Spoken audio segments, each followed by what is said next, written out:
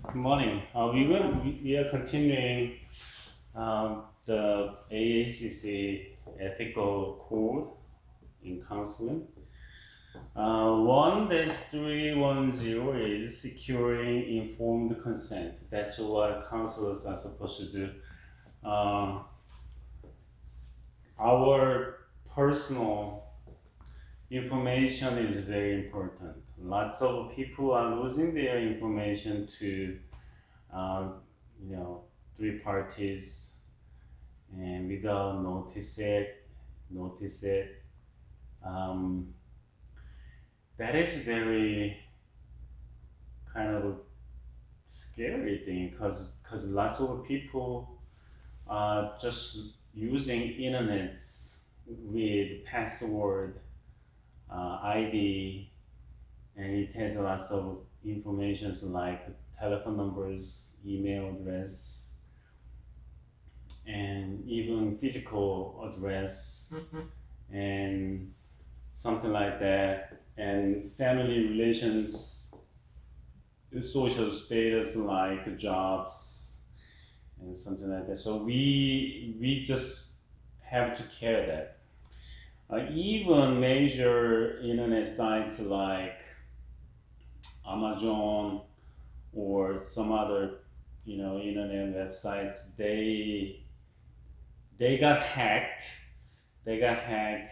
Even government websites got hacked, and they lose the people's information, and that is very scary thing. But for counselors are supposed to keep the client's information safe. Um, Christian counselors secure client consent for all counseling and related services prior to the initiation of care of services. So before we start real counseling, we usually have the first interview between counselors and clients, and then clients maybe need some diagnosis uh, with inventories. And for the first session, we have to work on lots of papers and documents, including this. So it says counselors counselors want their clients' information safe. We don't. We are not supposed to tell the particular person's stories and physical, emotional, and um, conditions to other places. Even there are some case books uh, which has lots of cases, so counselors and other peoples can uh, just study about it, so they can um, sharpen um, their counseling skills, and regular people can read it and can get some help from the cases. Um, the professionals have case studies. Those things, we don't want to make the kind of fake situations, but we want to use real situations. But for those cases, uh, the authors and counselors have to have their clients' consent. Without that, we cannot use it. Well, definitely we are not using the real names and the exactly same situations, or people can notice who is got in trouble or who got the counseling services before. That is no good for clients at all. So we have to work on the papers a lot before we start the real counseling. This includes the video audio taping of client sessions. The reason why we are taping it, the counselors want to work on the cases hard, and counselors have to take notes or tape it or videotape, so uh, counselors can just repeat it and think about it and for finding the best solutions for the clients. And in addition to that, there is security reasons too, because there are only a counselor and a client. Client depends on situations. If that is couple or family counseling, there can be more than one client, but there can be lots of incidents, from counselors or from clients. Both parties can be dangerous for each other. And I think last month, a patient who has schizophrenia, uh, he was hospitalized, but when the client had kind of counseling or treatment from a psychiatrist, but the client just killed the psychiatrist. For example, that can be happened. So there can be beatings and verbal fightings and physical threatenings. There can be lots of things happening. So usually counseling centers and rooms have security cameras for that. But basically, counselors and psychiatrists want to use the videotapes and audio tapes for finding the best solutions for their clients. That's the main reason. The use of supervisory and consultative help, the application of special procedures. Um,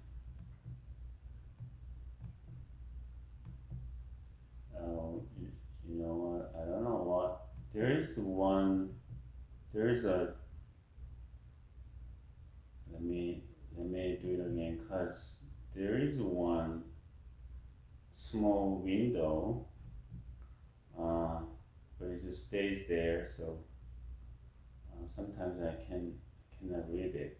I don't know what is that. And there is a box. I don't think you can see it, but I see it. So, and client.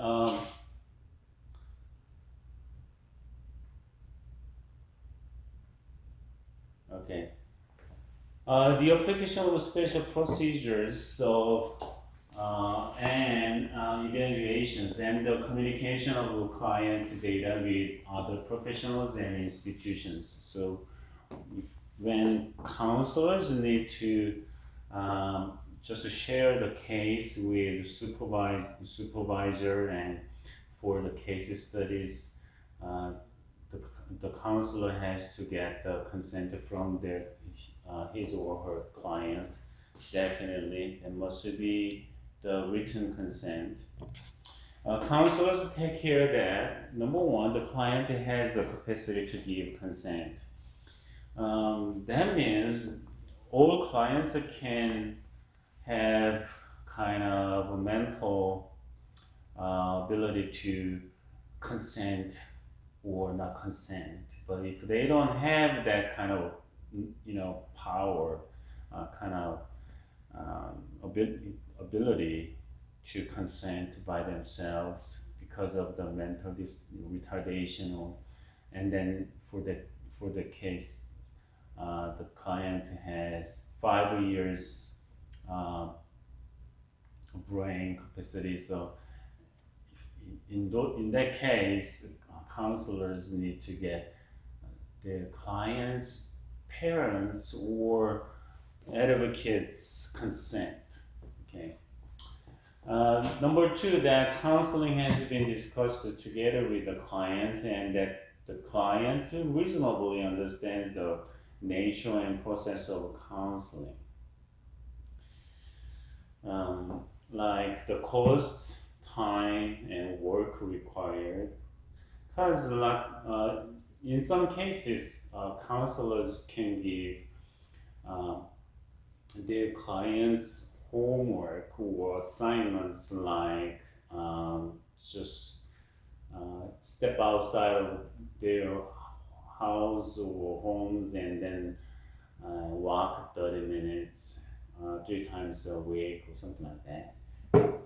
Or wash their bodies once a day, like taking shower, because some people cannot do that because of the depressions or other problems, schizophrenia or something like that, and they can refuse to wash their bodies, and then counselors can give them assignments for making them better.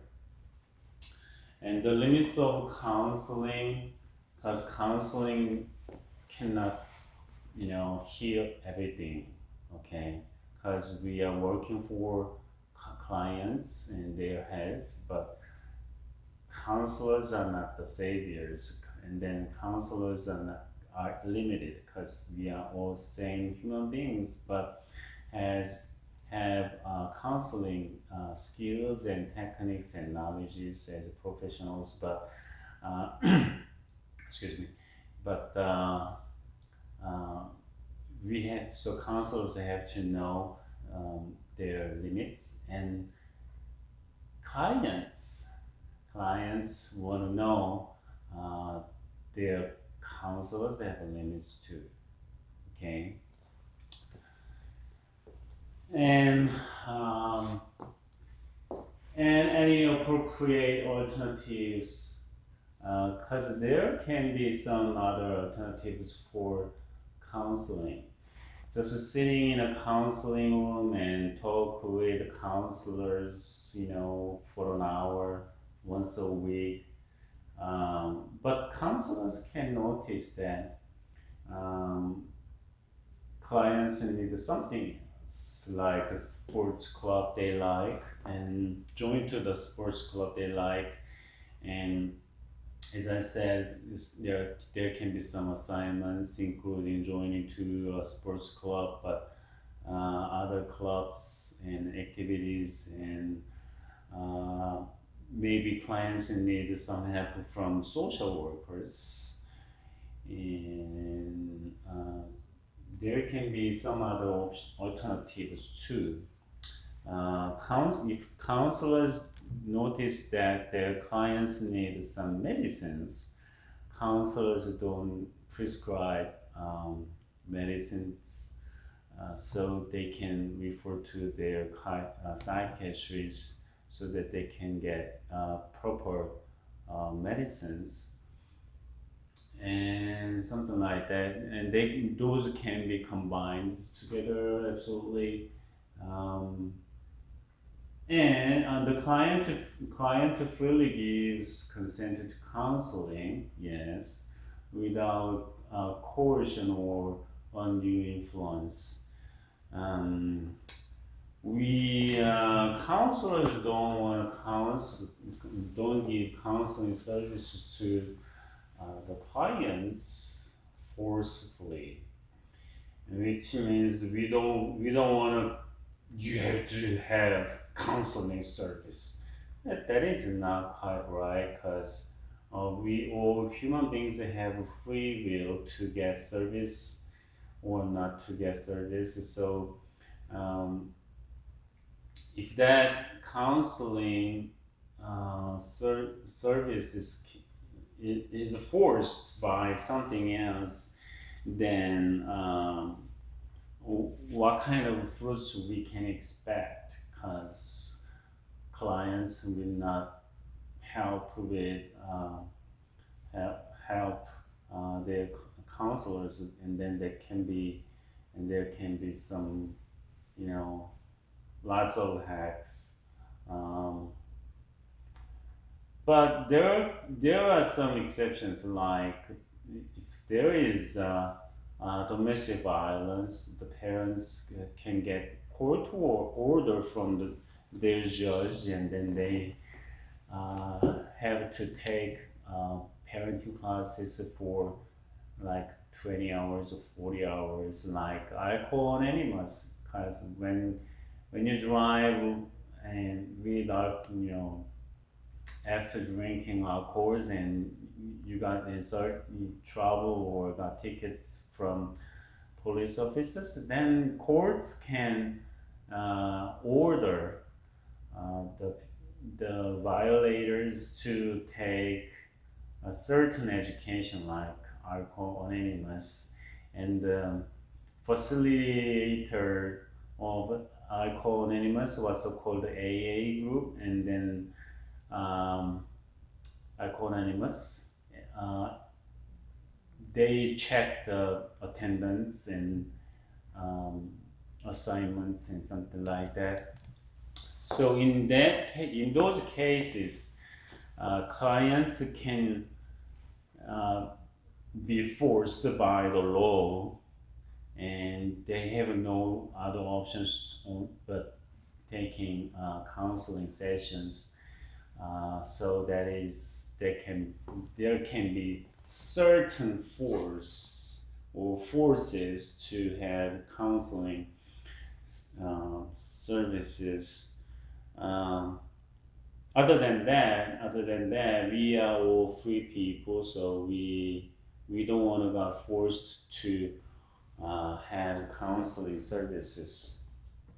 Okay, so there are some other things, and then 1-320 is consent for the structure and process of counseling. Christian counselors respect the need for informed consent regarding the structure and process of counseling. And at the onset of counseling, counselors and clients should discuss and agree upon the following. So counseling service is kind of agreement. If you, for example, if you go a coffee shop, you pay some money for the coffee, and you got the coffee. Okay, it's something like that. So if you don't pay, you don't get the coffee. I mean, I'm not talking about only money, but if you are willing to get counseling service, and you can get counseling service. Okay. And counselors and clients should discuss and agree upon the following. Number one is the nature and course of counseling, including expectations. And after the first meeting, counselors can explain their clients, what kind of counseling services they're gonna get, and what kind of expectations they can have. And number two is client issues and goals.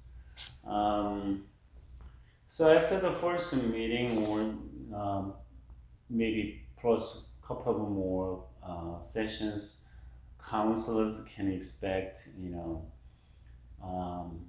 can explain what kind of issues the clients have, and clients can tell counselors what kind of issues and problems and goals they have and they expect, and same thing to the counselors. Counselors can explain what kind of issues the client has, and what is the goal for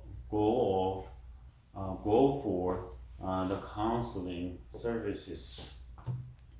Number three is the potential problems and risks, as well as reasonable alternatives to counseling.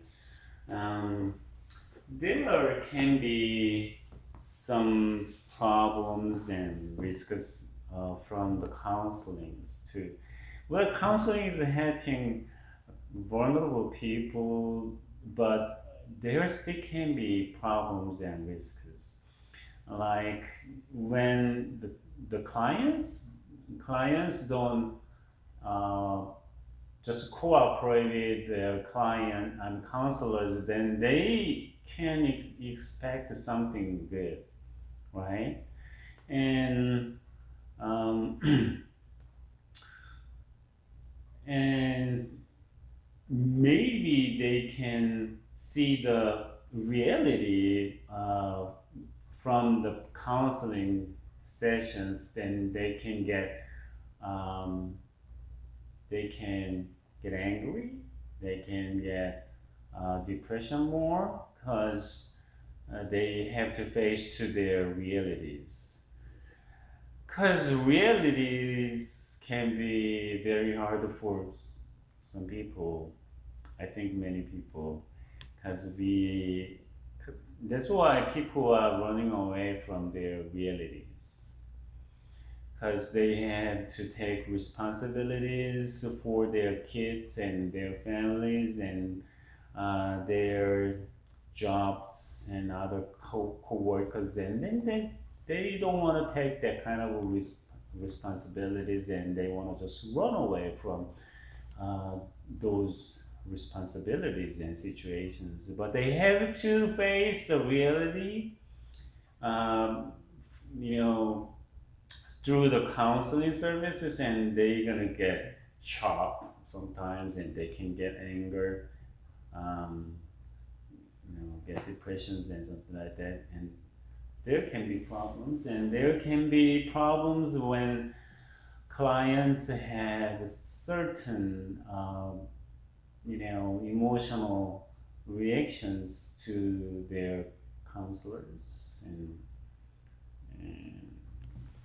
there can be many things, and as well as reasonable alternatives counselings. As I mentioned before, there can be some other alternatives. Number four, counselor status and credentials. If the counselor is under supervision, that fact shall be disclosed and the supervisor's name and role indicated to the client. Or counselors are not the same, or pastors are not the same, or professors are not the same, or politicians are not the same. They have their particular, all medical doctors have not the same status. And so it is no good idea to say, I'm a counselor, I can give you professional service. Well, but there are, status in counselings. So, for example, counselors don't prescribe medicines, and then you want to just let your clients know it, even though they know it. Um, if you are in master course, and if you are pursuing regular professional license, and if you are just working under a supervisor or supervisors, and you have to let your clients know that your status is here or there or whatever, so they can understand what kind of counselors they can have. um, I don't think they can look down their counselors because their counselors haven't got the license yet, because the depends on situations. Some regular people can give counsel to others way better than professionals. But usually people count the credentials, so you have to let them know. Do not afraid to say that you are working under supervisor or supervisors, because we almost all counselors have to pass that process and it is not shame that counselors have supervisors because that is more secure. And then you want to just let your clients who is your supervisor or something like that, because supervisor has certain responsibilities on the counselors too. Number 5, confidentiality and its limits. Confidentiality, that is huge, but it has limits too. For example, you are about to kill yourself, and your clients got raped by certain people, and your clients are minors, and in those cases, and plus other particular situations, confidentiality doesn't apply to that. But that's the limits, okay? As I said before, a patient got raped and beaten by some particular people, other people. Then medical doctors have to call police for investigating. Okay, they have no choice. They have to. And teachers, nurses, school nurses, they have to give notice to and then have to report that kind of thing to the principals or upper level person or organizations, including police department, or they are in trouble because they have a duty. They have a duty to report to those things. 7, limitations about time and access to the counselor, including directions in emergency situations. Okay. Well, clients want to talk and get help from their counselors whenever they got in trouble. But the counselors are working, helping their clients during the counseling sessions. Okay. Besides the counseling sessions, clients cannot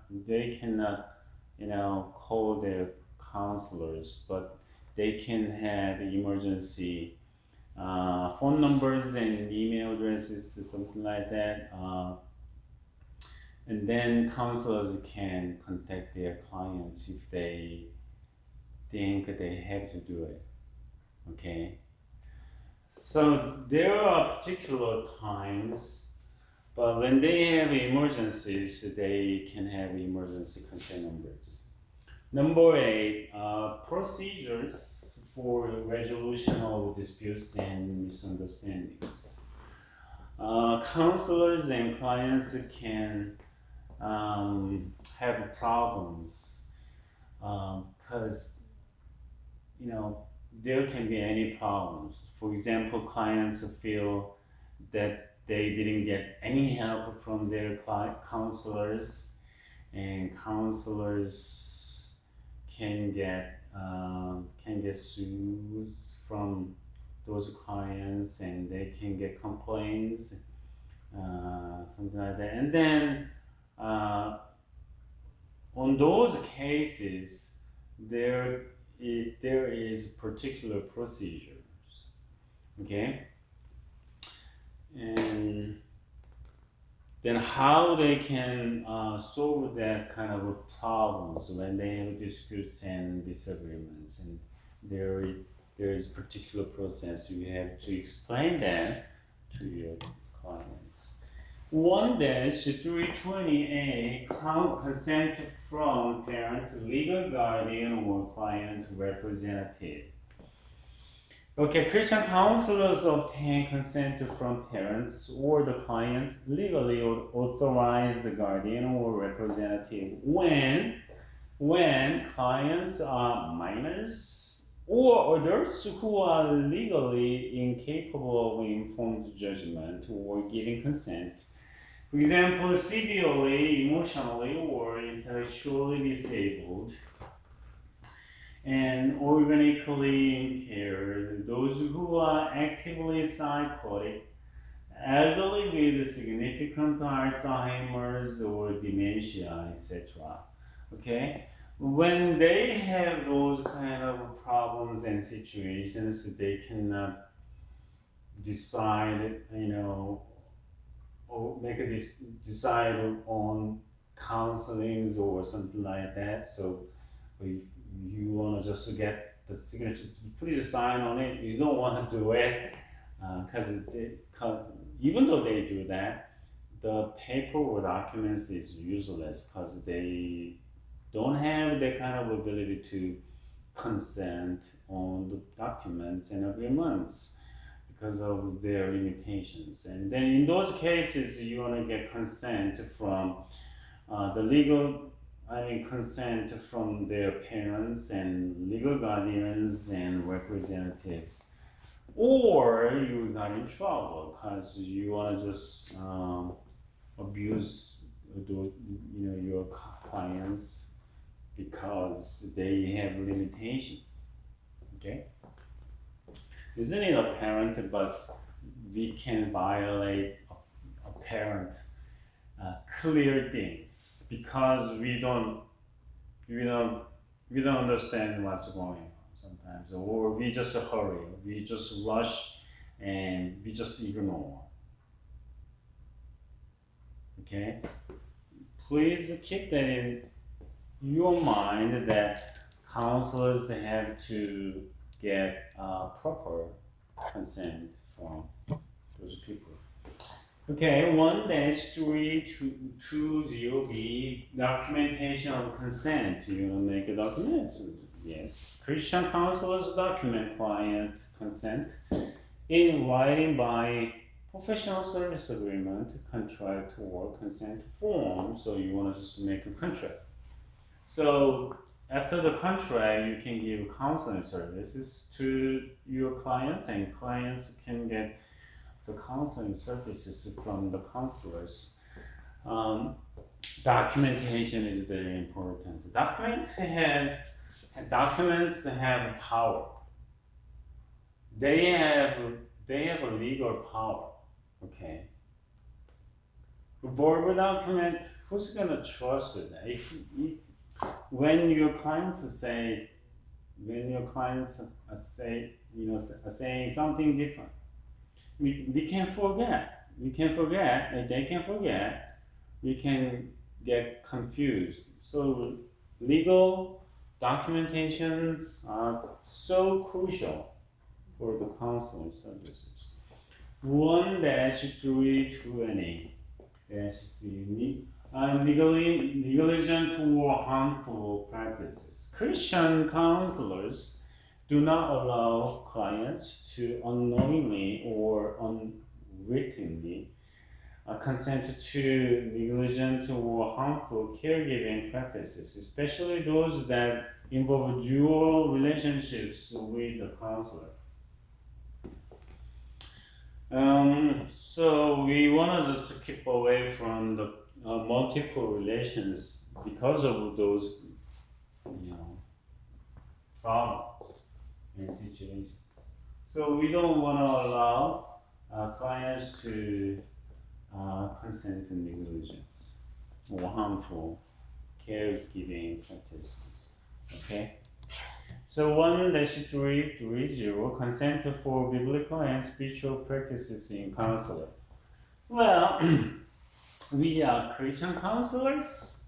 Christian counselors are based on our biblical spirits, and then based on biblical based on Bible, because we believe in God, we believe in Jesus, we believe in the Holy Spirit, and we are Christians. And Christians, as Christian counselors, we want to use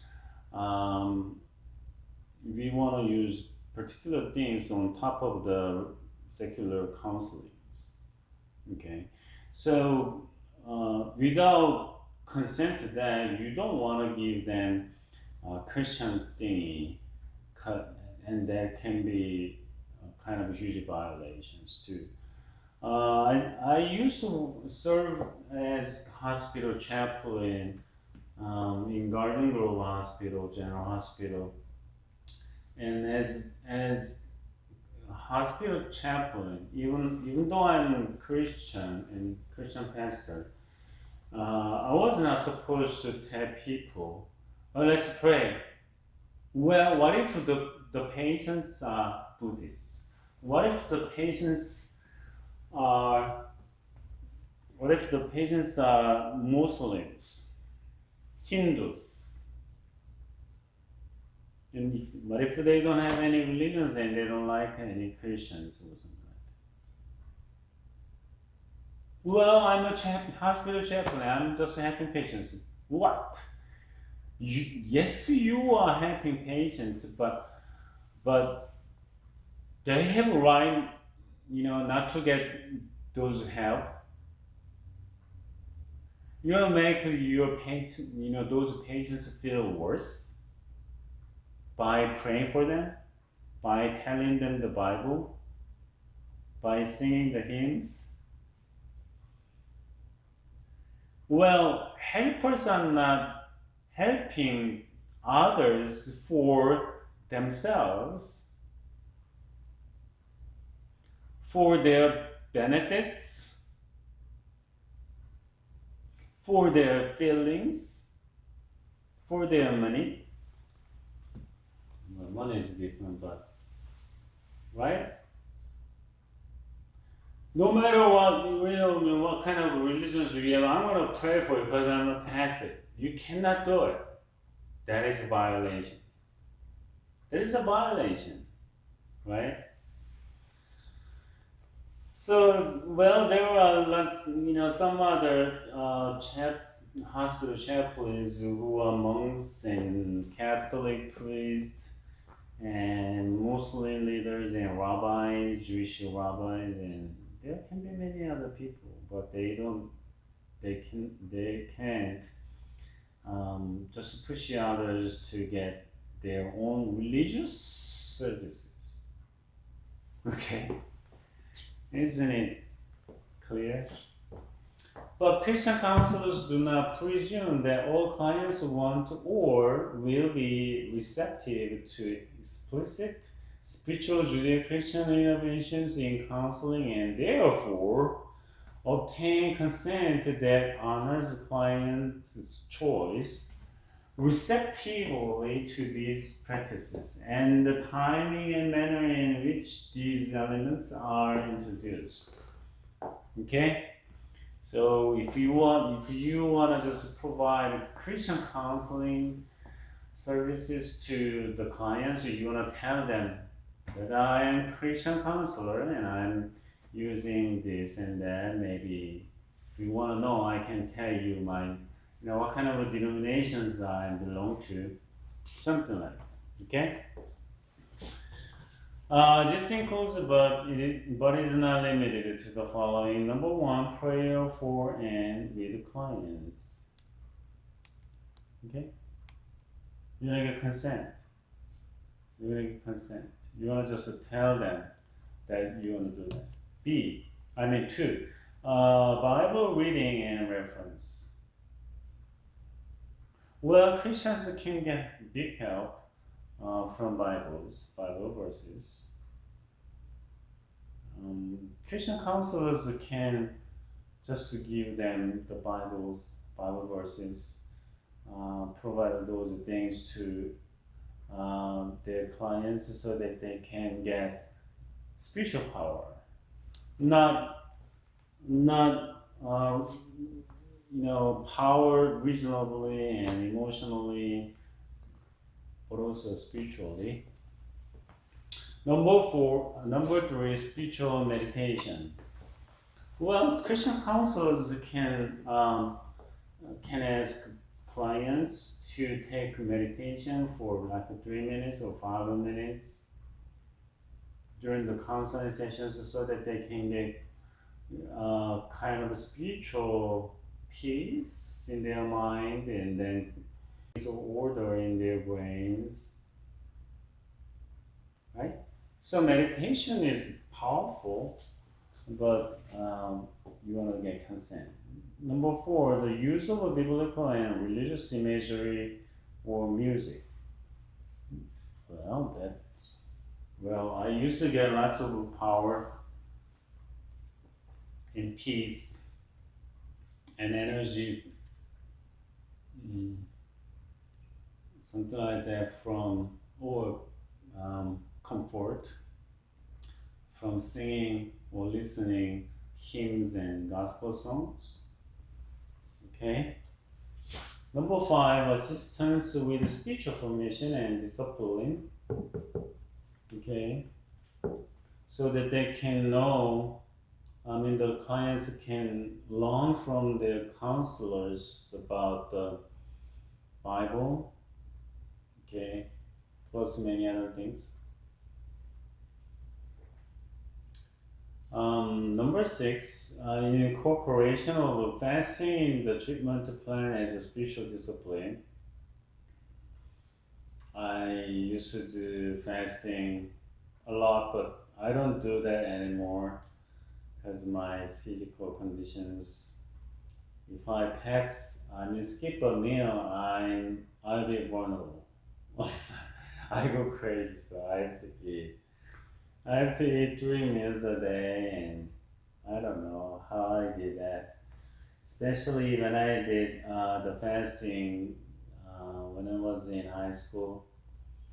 That was very hard because teenagers are supposed to eat 5 meals a day plus snacks. That's what I think. That's what I did. I used to eat a lot. But during, but I did fast. And I was feeling something dizzy sometimes. And well, but they can help too. So it's not just skipping a meal or meals, but for that time we can think something else.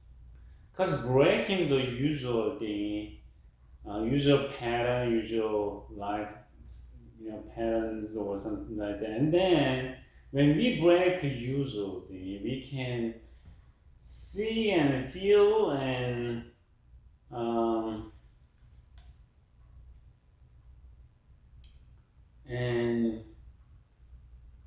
notice something we couldn't see and think and feel.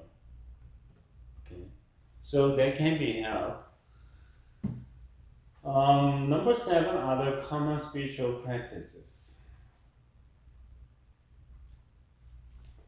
Okay, like sitting in worship services, which is pretty hard under this coronavirus situations. California governors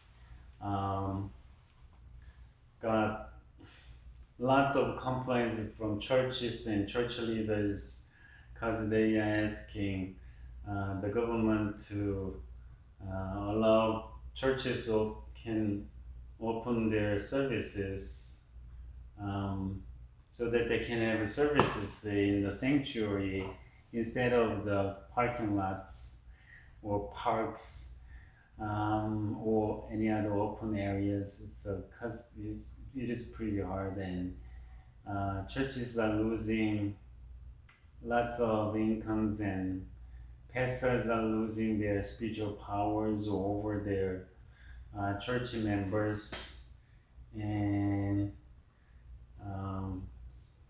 so there can be many other reasons. So churches and church leaders are asking governor and government to to allow the churches can have services indoor.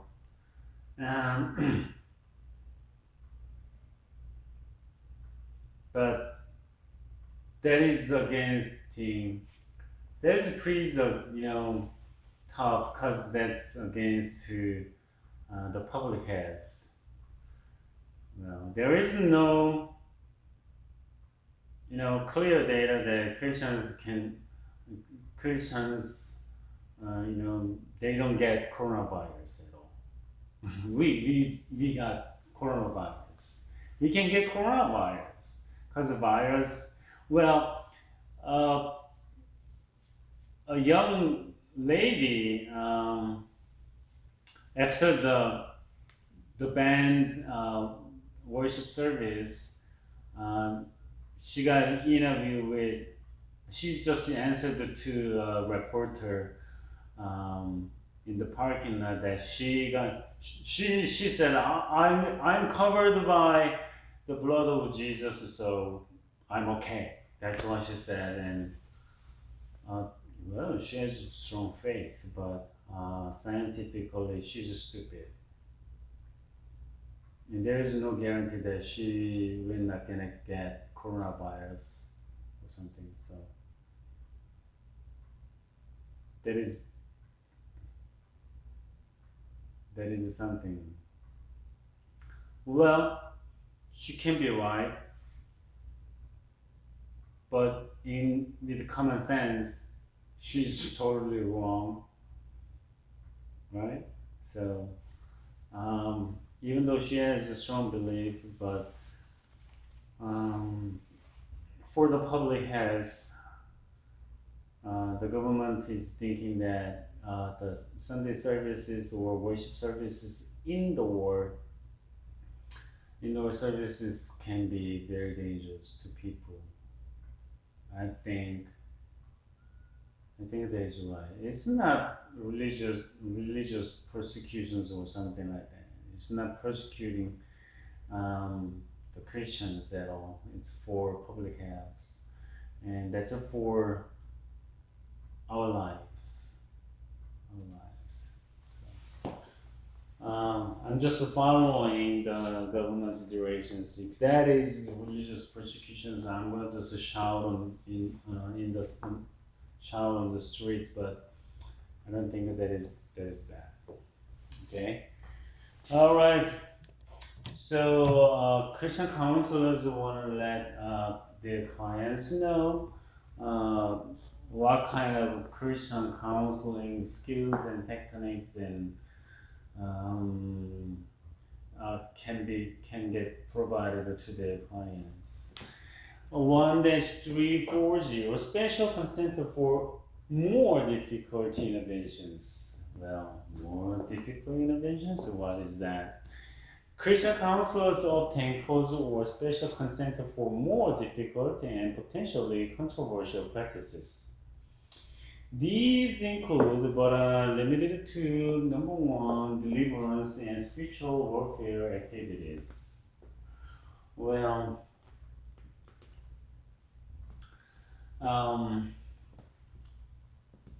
a professor in Fuller Theological Seminary, he used to use kind of expelling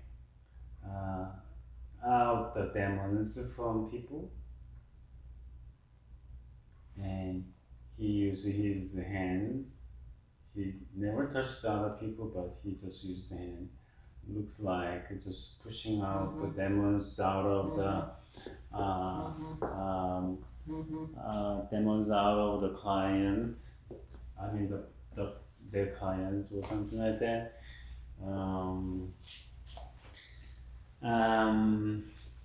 Well, actually, I got experience. I was in a mission training, and then the school invited a couple of teams and person for fighting like spiritual warfare. One of them was was the author of Spiritual Warfare. Okay, and excuse me. Well, that can be applied to counseling, Christian counselings. Depends on what kind of Christians the counselors are, and depends on what kind of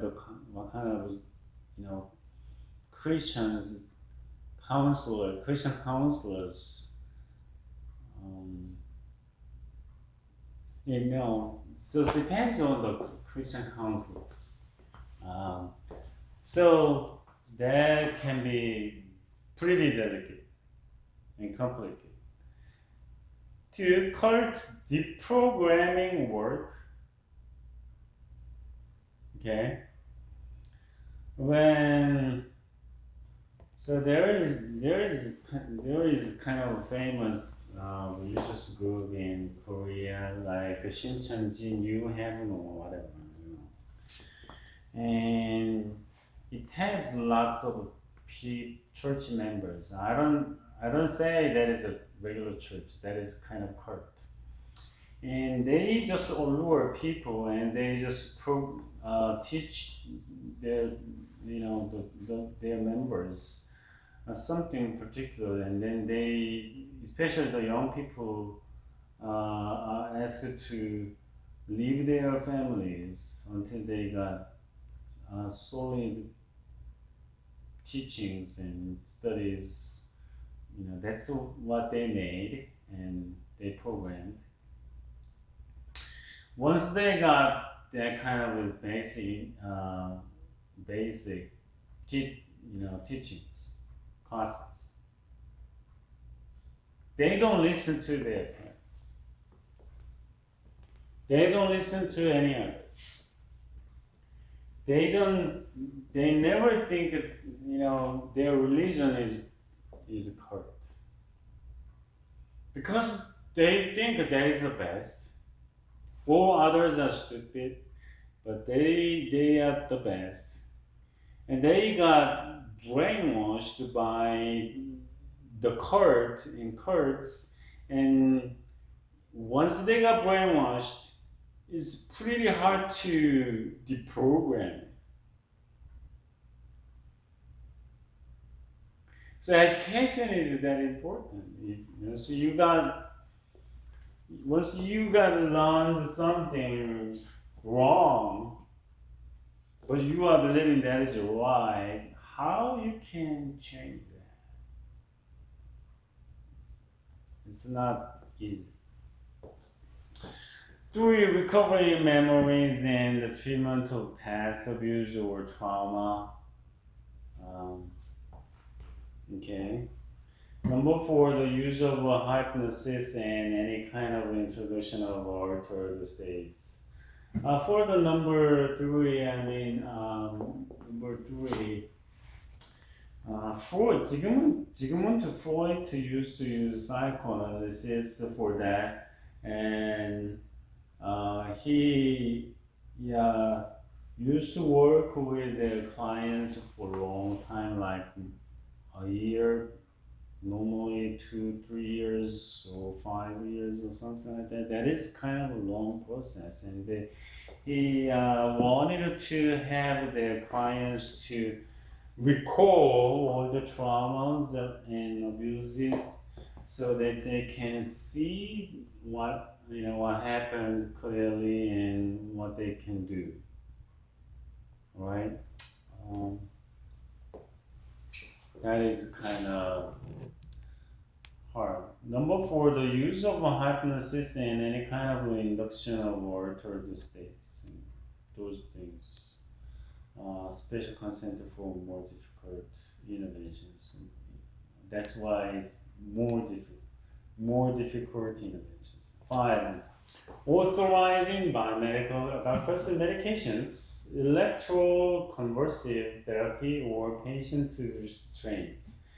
Electroconvulsive therapy is this, when the client has particular problems, problem or problems, they can stimulate their brain with electricity that is not 110 voltage or something.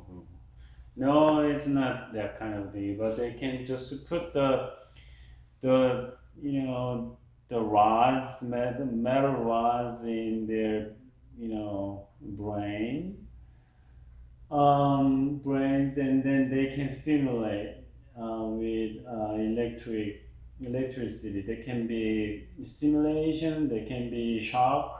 So that is what so-called electric shock, and then they can um, just well, that works sometimes in some cases, right? And there can be some dangers too, but professionals can practice that, and for using those kind of things, they have to get consent from their clients. Number six, the use of aversive, involuntary, or experimental therapies. Okay. Um, when the counselors cannot find anything else but something, this kind of thing, they can, explain what kind of therapy is it, or techniques, skills, this, and experiments, and they can just, they have to get the consent from their clients, okay? So we don't want to be the moment for any experiment.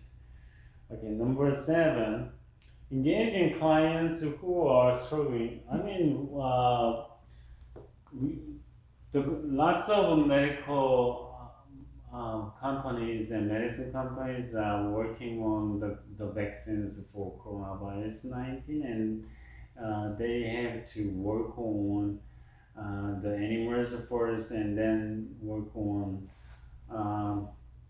the particular patients and people or normal people, so that they can see if that medicine or vaccine is working for people.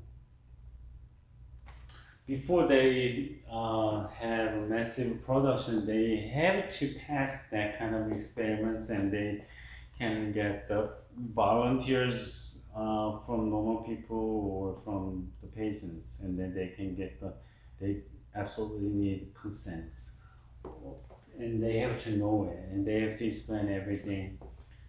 Well, something like that, we can, I mean, Christian counselors can experiment for the better result and for better help, and then they can get consent from their clients. Number seven, engaging clients who are struggling with the same-sex attraction, crisis pregnancy, abortion, decision making, and or end of life issues. Well, they got pregnant, and then they wanted to give birth to the baby, but in that case, the mother can be dangerous, and then they have to just work on that kind of issue. And if they want to just kill themselves, and if we, well, some people are flying over to some European countries, and they can get um, kind of voluntary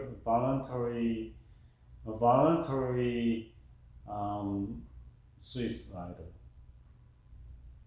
I don't know if that is treatment or events or whatever, and then they can. Well, some people can get attractions to the same-sex people, and Christians are believing that is not right, and then they can help people to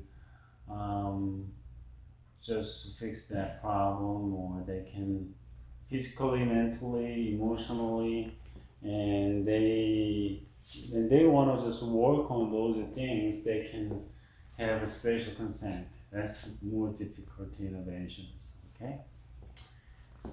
Well, those are kind of tough, but For those cases, we need special consent from our clients, and that is very important for avoiding the legal responsibilities and protect that, which means we have to protect ourselves. Okay.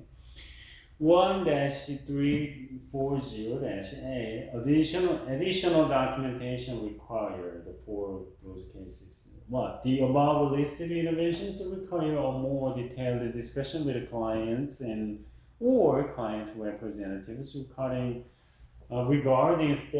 specific procedures, risks, and treatment alternatives, and a detailed written consent agreement for the procedures should be obtained. That's what I mentioned already. Documentations are that important, okay? 1-350, changes in the counselor's role. Christian counselors recognize their role in the helping process can change or transition from time to time. For example, from individual counselor to marital family counselor or vice versa, from evaluator, a researcher, mediator, or life coach to counselor or vice versa, etc. Okay.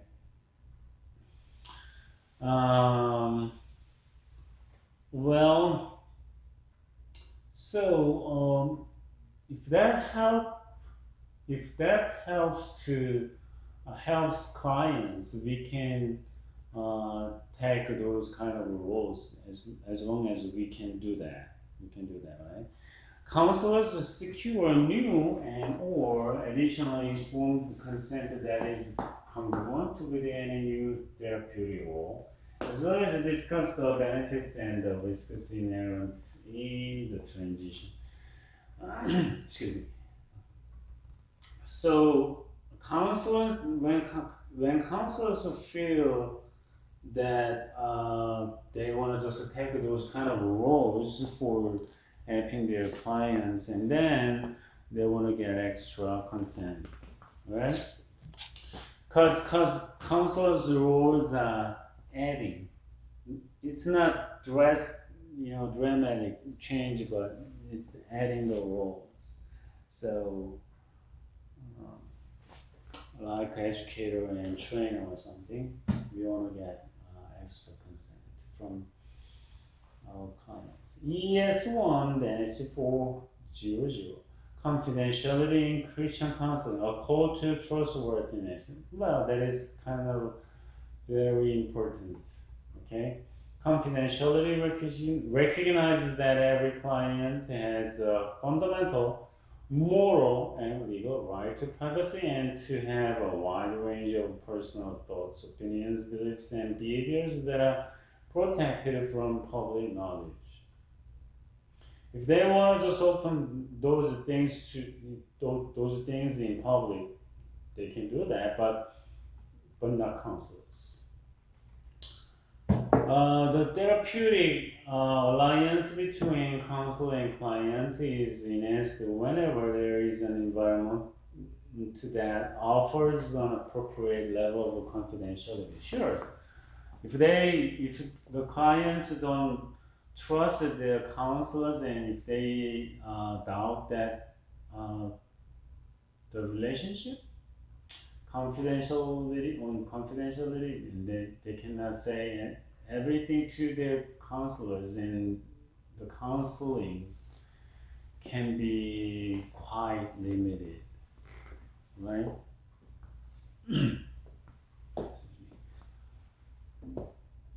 This dynamic helps to promote strong and effective trust in relationships and is an essential factor in facilitating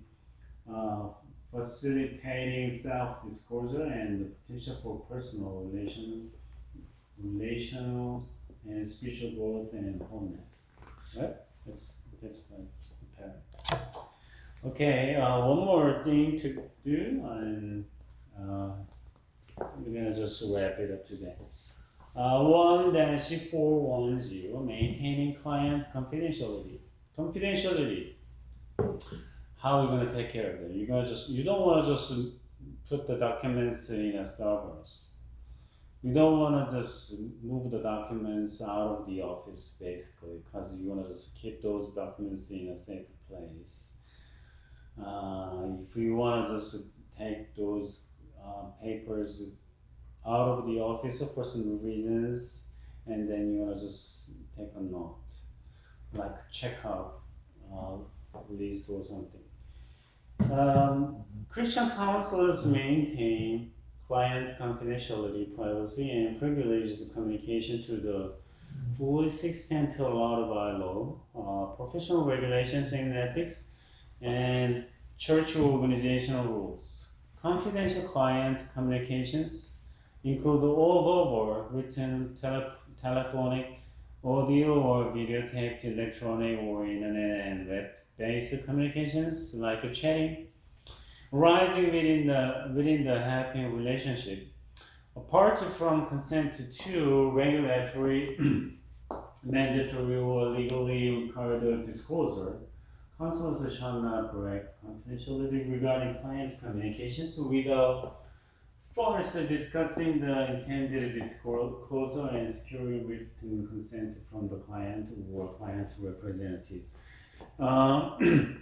Excuse me, if you have your supervisor and you want to just show or tell what's going on with your clients to your supervisor, and the clients have to know that I'm gonna just share that case to with my supervisor, something like that. But that's it. All right. For using that case for excuse me, writing books or case studies, and you have to talk with your clients too. That's a parent. Right? 1-410A, discussing the limits of confidentiality, because there are limitations, right? On confidentiality, I already mentioned that. And clients should be informed about both the counselor's commitment to confidentiality and its limits before engaging in counseling. They have to know it. Christian counselors avoid stating or implying that confidentiality is guaranteed or absolute, and discuss the limits of confidentiality, privacy, and privileged communication with clients at the onset of counseling. Okay? So you have to tell and get the consent from your clients that there can be limitations on confidentialities, like their clients want to get suicide, or they have to call, and then counselors have to call police or for their representatives, or something else, right? Unless your clients are gonna lose their lives. Saving lives is the most important than any counseling services. If they die, you cannot provide any counseling services to that people. That's why you don't want to do that, because that is ridiculous. That is not doable. So you want to just think about the limitations, and you have to know the limitations clearly so you can act properly for your clients. Okay.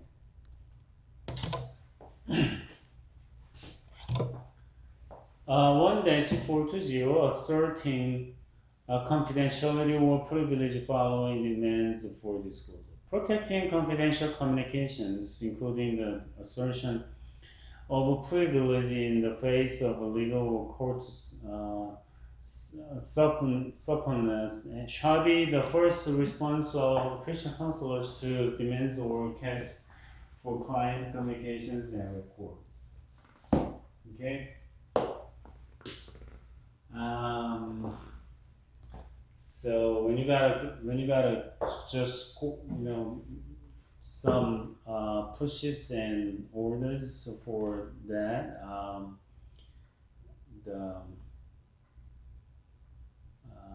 you have to keep the confidentiality. Okay.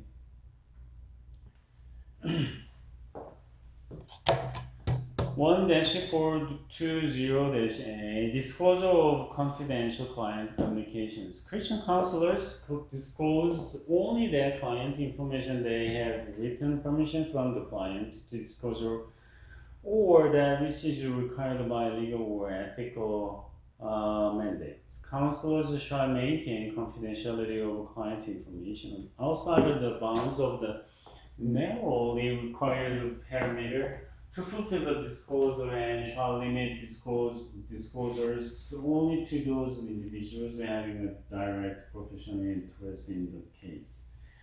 All right, so that's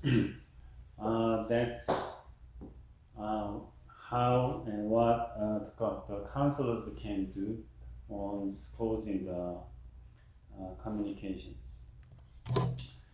1-420-B, the client has the holder of the privilege. Christian counselors understand that disclosure of all client communications other than those required by regulatory mandated or legal standards that this discretion of the client or the client's legal representative and the clients may both consent to the release of information or revoke consent at any point in the counseling process. So, except the limitations and except the exceptions, all privileges on the communications in counseling sessions have clients, not counselors. Okay? Only clients have the right and privileges to hold the communications. Okay? Counselors have no power and privileges to open it to somebody or in public without consent. Okay? If that is, so counselors do not assume that you can do something this and that. Just to follow the directions. That's why we have codes. Well, which group you belong to, the codes can be different, but basically these things are about the same. Okay? If that is not related with a Christian thingy, those things are basically, I think it's the same.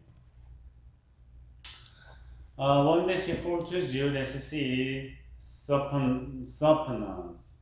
In the face of a subpoena, Christian counselors neither deny nor immediately comply with disclosure demands, but should assert privilege in order to give the client sufficient time to consult with an attorney to direct disclosures, and they have to take time, right, for the better decision making on the communications between clients and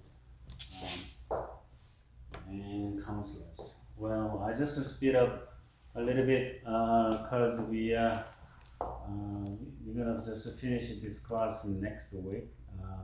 Hopefully, I try to finish them all, but I don't know. I don't think I can finish them. But basically, you all can read it because I'm gonna just send that information to you. But and I try my best next week. So, well, thank you for that. See you next week.